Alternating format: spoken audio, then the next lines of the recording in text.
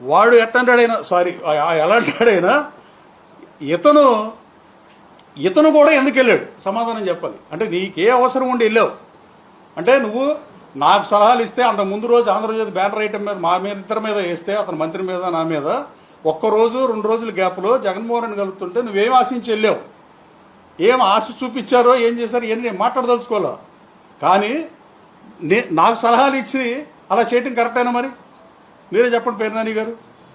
నాకు సలహాలు ఇచ్చి నాకు గురువుగా లేకపోతే నాకు పెద్ద మనిషిగా లేకపోతే ఎక్స్పీరియన్స్ లీడర్గా నాకు సలహాలు ఇచ్చిన మీరు ఇది చేయదగిన పనేనా?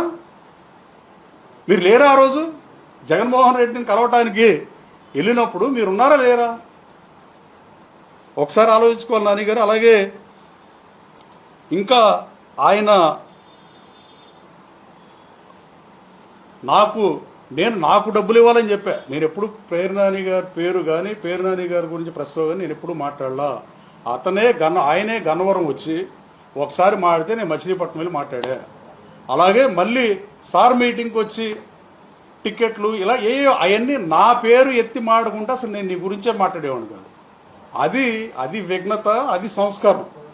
ఇది కుసంస్కారం, ముమ్మాటికి కుసంస్కారం. ఇది నేను నీ పేరు ఎత్తి నేను విమర్శించలా, నువ్వు నన్ను విమర్శించావు. కాబట్టి ప్రజాస్వామ్యంలో డెమోక్రసీలో ఒక వర్షనే వెళ్తే ప్రజల్లోకి మీడియా ద్వారా, రెండో వర్షం తెలియదు.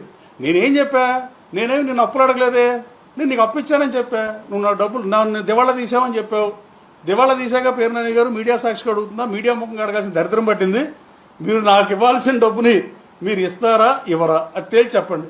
ఇద్దామనుకుంటే మీరు చెప్పిన R&B గెస్ట్ హౌస్ అటెండర్ పిఏను ఆయన నాగరాజు గారు లేదా లంకా వెంకటేశ్వరను పంపించినా నాకు పర్లా. అసలు ఇస్తారో ఎవరో చెప్పండి. అది కాకుండా నేను అడిగినవి కాకుండా మళ్ళీ కొత్తవి మాట్లాడటం వల్ల వచ్చేది ఏముండదు. రాష్ట్ర ప్రజలకి వినోదం అందించడానికి సినిమా స్టార్లు ఉన్నారు. అలాగే ఇక్కడ మన ప్రెస్ మీట్తో రాష్ట్రానికి ఏం ఉపయోగం, డెవలప్మెంట్కి ఏం ఉపయోగం, చంద్రబాబు నాయుడు గారు కంపెనీలు తెచ్చాడో తెలియదా, లోకేష్ బాబు యోగాలో ఇచ్చిన మేరకు 20 లక్షల ఉద్యోగ ఉపాధి అవసరాలు కల్పిస్తున్నాడా లేదా, లేదు వైజాగ్లో గూగుల్ని విశ్వవ్యాప్తంగా ఉన్న గూగుల్ని $1.5 బిలియన్ ఇక్కడ తీసుకొచ్చాడు. ఫార్చ్యూన్ అండ్ కంపెనీస్ అన్నీ హైదరాబాద్ బాట పడుతున్నాయి. హైదరాబాద్ పాట మైక్రోసాఫ్ట్ పెట్టినప్పుడు బట్టి 20 ఏళ్ళు అయితే వైజాగ్ 10 ఏళ్లలో డెవలప్ అవుతుంది. ఆన్ రికార్డ్ చెప్తుందా, టేక్ మై వర్డ్, 10 సంవత్సరాల్లో ఈ రాష్ట్రంలో ఉన్న యువత ఐటీ జాబులకు కూడా పక్కలకు వలస వెళ్ళే పరిస్థితి ఉండదు. Vizag is going to be rock. అలాగే ఇంకా ఆయన చెప్పే దాంట్లో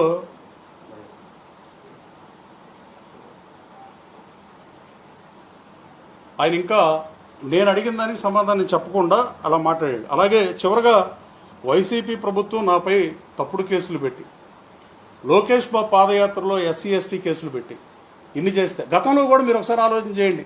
వైఎస్ఆర్ కాంగ్రెస్ పార్టీలో ఉన్నప్పుడు నా ప్రత్యర్థి వైసీపీ కార్యకర్తల మీద వేల సంఖ్యలో కేసులు నమోదు చేసిన మాట వాస్తవం కాదా? ఆ రోజున వైఎస్ఆర్ కాంగ్రెస్ పార్టీ కార్యకర్తలు అలో లక్షణ అంటే మీరు జగన్మోహన్ రెడ్డి గారిని కల్పించిన వాస్తవం కాదా? జగన్మోహన్ రెడ్డి గారిని నా ప్రత్యర్థి విమర్శించిన మాట నిజం కాదా? వైఎస్ జగన్మోహన్ రెడ్డి సతీమణి గురించి కూడా తేహారు జైలుకి వెళ్తామని మాట్లాడిన మాట నిజం కాదా? ఇన్ని మాట్లాడినప్పుడు వైఎస్ఆర్ కాంగ్రెస్ పార్టీ నువ్వు సుశిక్షితుడైన నాయకుడని చెప్పుకునే నాని గారు, మీరు విలువలు విశ్వసనీయత ఉంది, ఎస్ మీకు విలువలు విశ్వసనీయత ఉంది. కానీ మీరు అదే వైఎస్ఆర్ కాంగ్రెస్ పార్టీకి వ్యతిరేకంగా పోటీ చేసి వైఎస్ఆర్ కాంగ్రెస్ పార్టీ కార్యకర్తను వేధించి సాక్షాత్తు జగన్మోహన్ రెడ్డి మీద కేసు పెట్టిన అతన్ని జగన్మోహన్ రెడ్డిని కలవటానికి తీసుకెళ్ళినప్పుడు మీరు ఎందుకున్నారు నాని గారు? ఇదేనా విలువలు విశ్వసనీయత, లేకపోతే ఇదేనా స్థితప్రజ్ఞతని నేను అడదలుచుకున్నాను. చిట్ట చివరగా నాకు మీ వైసీపీ ప్రభుత్వంలో నేను కేసులు పెట్టించుకుని, అక్రమ కేసులు పెట్టించుకుని 19 మాసాలుగా అమెరికా వెళ్ళా. నేను ఇప్పుడు అమెరికా వెళ్దా, నాకు కోర్టు పర్మిషన్ ఇచ్చిన తర్వాత మహానాడు ఈ కార్యక్రమాలు పార్టీ ఉండటం వల్ల ఆగా. నేను రేపు ఎల్లుండి అమెరికా వెళ్తా. ఏమన్నా మాట్లాడాల్సి వస్తే మళ్ళీ ప్రజలకి కన్ఫ్యూజ్ చేయకుండా నేను వచ్చిన తర్వాత మాట్లాడదాం. మళ్ళీ ఈ లోపే మళ్ళీ ఇంకోటి నేను ఒకటి అడిగితే మీరు ఒకటి చెప్పి ప్రజలను కన్ఫ్యూజ్ చేస్తే దీనివల్ల ప్రజలకు వచ్చేది ఏమీ లేదు. సూటిగా సుస్పష్టంగా అడిగా, నేను మిమ్మల్ని గౌరవంగానే మాడుతున్నా, లేదా నా నోరు మంచిది కాదని మీరు అన్నారు తప్ప ఇంకెవ్వరూ అనరు. అలాగే లంబు జంబు చెంబు ఏంది భాష? ఏంది భాష? ఆ ఇద్దరు మంత్రుల మధ్యలో నన్ను కూర్చోబెట్టుకుని నేను మాట్లాడానంట. నా నోరు మంచిది కాదు, నా నోరు మంచిది కాదని వైఎస్ఆర్ కాంగ్రెస్ పార్టీ కార్యకర్తలతో కానీ ఈ రాష్ట్రంలో ఉన్న వేరే వైఎస్ఆర్ కాంగ్రెస్ పార్టీ నాయకులతో కానీ చెప్పించు. Yes, I agree. నేనేమి తెలుగుదేశం పార్టీ మా పార్టీ వాళ్ళతోనో, మా మిత్రపక్షం జనసేన పార్టీతోనో, బీజేపీతోనో చెప్పించమంటలా. సభ్య సమాజం అన్ని చూస్తుంటుంది పేర్నాని గారు. ఇంకోటి చెప్పారు, ఏదో 7 పెట్టెలు ఇవన్నీ. విలేకరులు మీరు అడుగుతారట, నేనే చెప్పేస్తా. నేను చాలా ఓపెన్. 7 పెట్టెలు ఇవన్నీ ఎవరు చెప్పారు మీకు? 7 పెట్టెలు నిజం కాదు. నేను మాట్లాడాల్సిన చాలా మాట్లాడతాను. నేను మనుషులుగా ఉన్నప్పుడు కొన్నిటికి సాక్ష్యంగా విట్నెస్గా ఉన్నాయి. ప్రతిదీ రోడ్డు 4 గోడల మధ్య జరిగిన అన్ని రోడ్డు మీద చెప్పాల్సిన అవసరం లేదు. వైఎస్ఆర్ కాంగ్రెస్ పార్టీ పెద్దిరెడ్డి గారు ఏమడిగాడు నన్ను చెప్పమంటే చెప్తా. వైవి సుబ్బారెడ్డి ఢిల్లీ పిలిపించి కృష్ణా జిల్లా పర్యటన ఏర్పాటు నువ్వే చేయాలని ఢిల్లీ పిలిపించుకుని, ఎవడన్నా పని అడిగితే ఇక్కడ అడుగుతారు, ఢిల్లీ పిలిపించుకుని నాతో ఒప్పిత్తి నేను అది మాడితే మీరు ఏదో మాడతారు. 7 పెట్టెలు కాదు బాసు, 5. ఆ 5 కూడా నేను పార్లమెంట్ మెంబర్ దగ్గర 2 సార్లు పోటీ చేసాను. నేను చందా తీసుకోవాలా, నేను సుస్పష్టంగా చెప్తున్నా. కానీ నువ్వు తీసుకున్నావు అని అన్నా. నేను కట్టుబడి ఉన్నా దానికి. అలాగే ఈ 5 నేను ఎయిర్పోర్ట్ డైరెక్టర్ నాకు ఫ్రెండ్, కానీ నేను వెళ్ళి ఎవరి కాళ్ళు పట్టుకునే రకం కాదు. ఇది ఫర్ షూర్. నేను నా క్యారెక్టర్ను పోగొట్టుకునే పరిస్థితే ఉండదు. నా క్యారెక్టర్ను పోగొట్టుకుందాం అనుకుంటే జగన్మోహన్ రెడ్డి గారు ఇచ్చిన ఎమ్మెల్సీ ఆఫర్కో, ఆప్కాప్ చైర్మన్ ఆఫర్కో వీటికో నేను రాజీ పడిపోయాడు. అప్పుడే నేను రాజీ లేని పోరాటం చేశా, వైసీపీలోనే ఉన్నా. నువ్వు నాకు చివరి వరకు హెల్ప్ చేశాను అంటున్నావు. చివరి వరకు హెల్ప్ చేస్తావు ఏంటి? టికెట్ ఇప్పిస్తావు. నువ్వే జగన్మోహన్ రెడ్డి దగ్గరికి నా ప్రత్యర్థిని కలిపి ఇంక నువ్వు నాకేం హెల్ప్ చేస్తావు బస్సు? నువ్వు నాకు చేద్దావు, నువ్వు ఒకేపై ఉండి చేయాలా? మీరు విలేకరులు ఒక దాంట్లో పనిచేస్తారు, 2 కంపెనీలు పనిచేస్తారండి, 2 మీడియా ఛానల్స్లో. సో ఆ 5 కూడా నేను అప్పటిగా జగన్మోహన్ రెడ్డి గారిని ఎవడన్నా చెప్తాడు రాజకీయ నాయకులు అప్పటిగా. తర్వాత ఎన్నికలు అయిపోయిన తర్వాత నేను మళ్ళీ జగన్మోహన్ రెడ్డి గారిని కలిసా. అక్కడ ఏమైందో జగన్మోహన్ రెడ్డి గారిని అడిగి, ఇది మాత్రం సుస్పష్టంగా చదువుతున్నా నాని గారు, దయచేసి వినండి, ఇది మాత్రం డెఫినెట్గా జగన్మోహన్ రెడ్డి గారిని కనుక్కొని ఏం జరిగిందని చెప్తే, మీరు కనుక్కొని వచ్చి నాకు మాడితే దీని మీద కూడా నేను మీతో మాడతాను. నేను చెప్పాను ఇప్పుడు జగన్మోహన్ రెడ్డి గారిని నేను అప్పడిగానని చెప్పా. అప్పడిగేంది నిజం. కానీ ఎన్నికలు అయిపోయిన తర్వాత నేను జగన్మోహన్ రెడ్డి గారిని కూడా కలిసినప్పుడు ఏమైంది అని జగన్మోహన్ రెడ్డి గారు చెబితే బాగుంటుందిగా. నేను చెప్పాను అనుకో, మీకు అర్థం అవ్వాలా? లేదా ఆయనే చెప్తే నేను ప్రజలకు సమాధానం చెప్తా గ్యారంటీగా. నేను ఎంపీల దగ్గర తీసుకోలేదు, మా ఎంపీ గారి దగ్గర నేను తీసుకోవాలా? ఏమండి ఎవరు? మళ్ళీ చెప్పండి. ఆయన అడగమంటలా, మీరు పొరపాటు పడుతున్నారు. మీ పార్టీ అధ్యక్షుడు ఈ రాష్ట్ర మాజీ ముఖ్యమంత్రి జగన్మోహన్ రెడ్డి గారి దగ్గరికి వెళ్ళి ఇట్ట వెంకట్రావు ఇట్ట అన్నాడు, ఏం జరిగింది అని అడిగితే ఆయన చెప్తాడు కదా ఆన్సరు. నువ్వు ఊరినే బట్టగాల్చి పడేస్తే ఎవడు? అసలు నాకు ఇవ్వాల్సిన డబ్బులు కూడా నేను ఎప్పుడు అడగల. దాదాపు 8 సంవత్సరాల క్రితం ఇచ్చిన డబ్బుల్ని నేను అడగల. ఈ మీడియాలో మాట్లాడాల్సినవి కాదు దయచేసి. ఇది సారీ టు సే దిస్. కానీ ఇప్పుడు నేను మిమ్మల్ని తిడితే మీరు ఏం చేస్తారండి?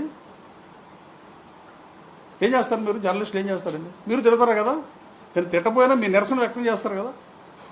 సో ఆ పరిస్థితి క్రియేట్ చెప్పండి. నా డబ్బులు కూడా మీడియా ముఖంగా అడగాల్సిన దుస్థితికి రావడం చాలా బాధాకరం. Actually I hate it. అంటే ఇక దీనికి ఇంకోటి చెప్తున్నా మీకు. నువ్వు మంత్రిగా పనిచేశారు, మీరు ఈ రాష్ట్రానికి మంత్రిగా పనిచేసినప్పుడు మా నియోజకవర్గానికి ఏమన్నా అదనంగా చేశారా? చర్చకి సిద్ధం. మీడియా సమక్షంలోనే చర్చకి సిద్ధం. నేను కేడీసీసీ బ్యాంక్ చైర్మన్గా ఈ జిల్లా ప్రజలకి, ఈ జిల్లా రైతాంగానికి నేను రైతు నేస్తం అనే పథకం పెట్టి ఇవాళ దేశం మొత్తం అమలు చేస్తున్నారు. ఇది ఆంధ్ర తెలంగాణ కాకుండా. నష్టాల బాటన ఉన్న పిఎస్సిఎస్ లాభాల్లోకి తీసుకొచ్చా. 15 కోట్ల లాభాన్ని 115 కోట్లు తీసుకొచ్చా. నేను దాని మీద గన్నవరం శాసనసభ్యుడిని గత 2 సంవత్సరాలుగా నేను గన్నవరం చేసిన అభివృద్ధి మీద నీతో చర్చకు సిద్ధం. ఇదేమన్నా ఉపయోగపడుతుంది? ఎవరికన్నా ఉపయోగపడితే ఎనీ వేదిక, చాయిస్ ఇస్ యువర్స్, డిబేట్ చేద్దాం. కానీ ఫౌల్ లాంగ్వేజ్ కాదు, మామూలుగా పార్లమెంటరీ లాంగ్వేజ్, లంబు జంబు చెంబు ఇవన్నీ మనం మాట్లాడాల్సినవి కాదు. ఫోన్ తీసుకోండి మీద మోగుతానే ఉంది వరుసగా. అంటే ఇప్పుడు మీరు వైసీపీలో ఉండగా మీ ప్రత్యర్థి జగన్మోహన్ రెడ్డి గారు తీసుకెళ్లారు అన్నారు కదా.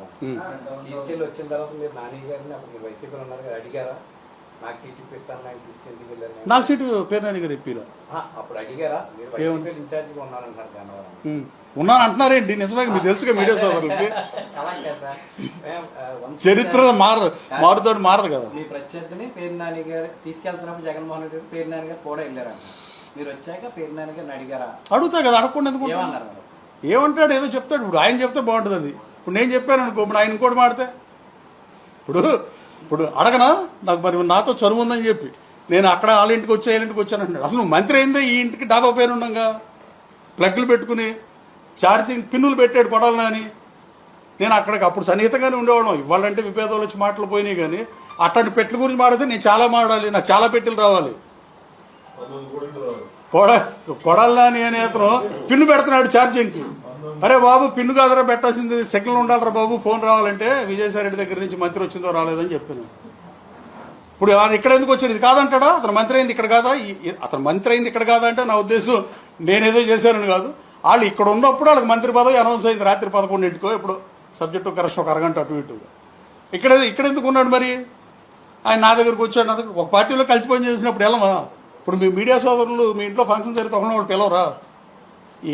ఏది పడితే అది మనం మాట్లాడలేం కన్నా. నేను ఫౌల్ లాంగ్వేజ్ కాకుండా, లంబు జంబు చెంబు ఇలాంటి భాష కాకుండా పార్లమెంటరీ లాంగ్వేజ్లో అయితే చర్చకి సిద్ధం. గన్నవరంకి మీరు మంత్రిగా ఏం చేశారు?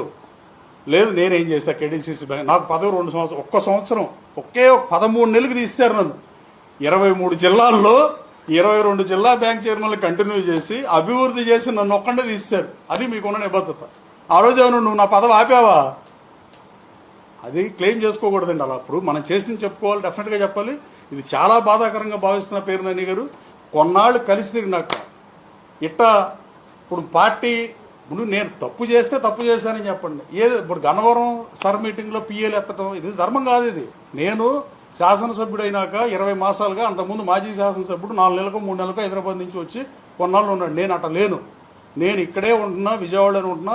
అసలు నేను అమెరికా ఒకసారి వెళ్ళి ఎమ్మెల్యే అయిన జూన్ 4కి నిన్నటికి 2 ఏళ్లలో ఒక 10 రోజులు లోకేష్ బాబుతో 2024 అక్టోబర్లో ఆయన టూర్కి వెళ్ళినప్పుడు ఆయనతో పాటు వెళ్తాను తప్ప. మీరు దిక్కుమాల కేసులు పెడతాం వల్ల ఇవాళ వెళ్లకుండా 20 నెలల నుంచి ఇక్కడే తిరుగుతున్నా. నేను కాన్స్టిట్యున్సీకి రోజు అందుబాటులో ఉంటా. నాకు పిఎల్ ఉంటాకి బాబు నేను కార్పొరేట్ సెక్టర్ నుంచి వచ్చా, అది fact is always fact, truth is always truth. నాకు గవర్నమెంట్ ఇచ్చిన పిఎల్ కాకుండా నేను 7,50,000 పేరోల్లో ఇస్తాను నేను డబ్బులు మా పిఎల్కి. అంటే డిపార్ట్మెంట్ వైజు మండలం వైజు పనిచేయమని. అది ఎందుకు? నియోజకవర్గ అభివృద్ధి కోసం. అంతే తప్ప నా మీద ఆరోపణలు ఉంటే ఏమైనా చేయాలి. గన్నవరంలో నేను మట్టి ఫ్రీగా ఇచ్చా ఆల్ ఫార్మర్స్కి, ఇళ్ల స్థలాలు బీసీ ఎస్సీ సోదరులు ఓసీ సోదరులు మేరకు తోలుకుంటానికి. మీలాగా గతంలో చేయలే. మీరు గన్నవరంలో వచ్చి ఏమైనా దందా చేశారా అని అడిగా. చేయకపోతే చేయలేదని చెప్పండి.